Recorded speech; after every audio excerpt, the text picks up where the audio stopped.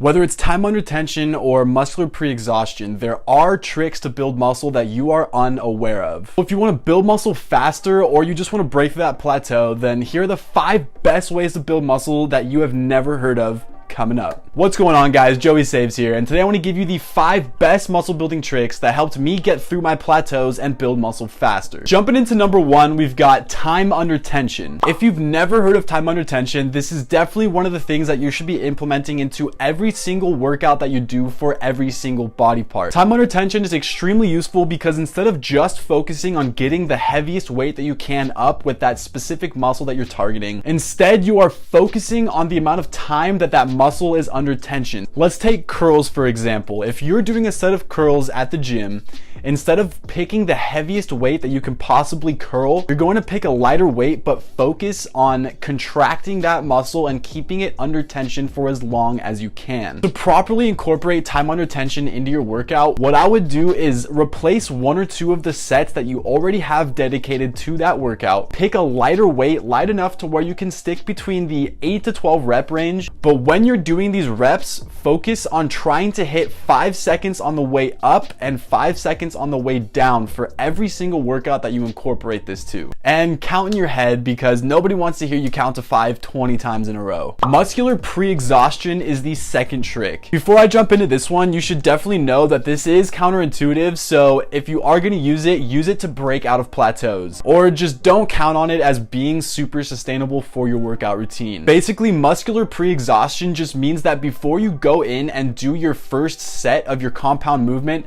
whether it be squats, whether it be deadlift, whether it be bench press, and you want to isolate one muscle and completely fatigue that muscle so that when you go into that compound movement, that muscle is guaranteed to have maximum overload because you've already isolated that muscle and fatigued it. So when you do go into that compound movement, it's going to be used first and it's going to be exhausted first. Muscular pre-exhaustion is extremely important because it's going to help you get out of plateaus like I mentioned before, and it's also going to help you work out that muscle that you're targeting twice as hard. I mean, just think about it, bro. If you are completely exhausting or fatiguing that specific muscle before you go into your compound movement, it's going to be completely hard to not work out that muscle fully by the end of the workout. I have to add that this is also something that you can add into your workout routine if you are injured. So let's say you have a lower back injury and you're about to do squats or something involving the lower back. What you can do is you can fatigue that muscle first and get it activated. That way, when you go into the workout, that muscle is already activated and it's going to help you prevent more injury in that area. You may be extremely fatigued when you do start doing this, so instead of focusing on impressing the gym sharkettes,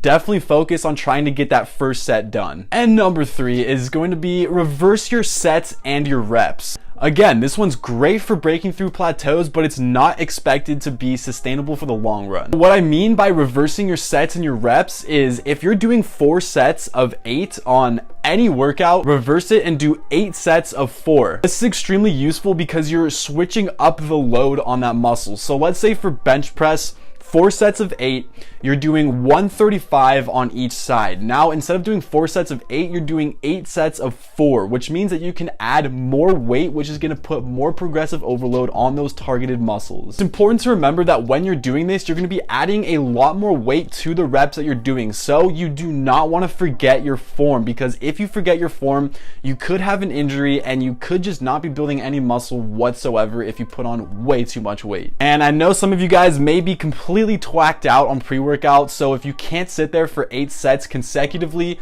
get up and walk around a little bit, bro. Grip variations at number 4 is going to help you with the mindset shift. Basically, grip variations is exactly what it sounds like. You are changing up the grips on the different workouts that you're doing. Now, this one's important because it's going to switch up your mindset about the gym and how you build muscle. And it's also going to help you build muscle differently than how you were previously. So let's take the extremely beginner bodyweight exercise push-ups for example. Normal grip push-ups, shoulder width apart, or you can move your hands out a little bit further and that's going to work out your same muscles completely differently. Or if you just want to look cool in front of all the gym sharkettes at the gym, do push-ups on your knuckles, bro. No, but really, if you switch up the different grips on the different workouts that you're doing, let's say bench press, for example, instead of doing normal shoulder width bench press, you can do close grip bench press or wide grip bench press. Just Make sure that when you're doing these, you don't do something dumb like reverse grip bench press, because you're probably going to end up with a heavy barbell over your neck. And lastly, at number 5, we've got a diet trick that's going to help you keep fat off as best as possible while you are building muscle.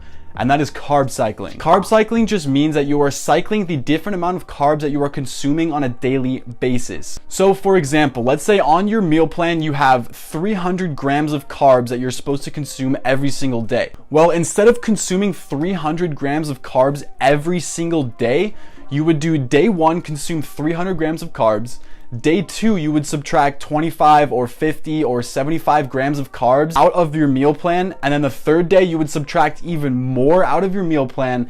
And then the day after that, you would go right back to day 1, eating 300 grams of carbs. As everybody already knows, diet is extremely important when it comes to building muscle or burning fat. So this is extremely useful when it comes to building muscle and burning fat. Now, the reason this works so effectively is because you are keeping your body guessing at all of the different amounts of calories that you're consuming on a daily basis. Because when your body adapts to a certain diet plan or certain foods or a certain caloric intake, it's going to put you in a plateau, whether it's for muscle building or for weight loss. So you want to keep switching it up. Now, it's not the same for weightlifting because your muscles aren't going to get confused. Thank you guys so much for watching this video. If you could just go ahead and leave a little like on this video for me before you take off. Subscribe to my channel if you want new videos like this every single day. And as always, have a fantastic rest of your day.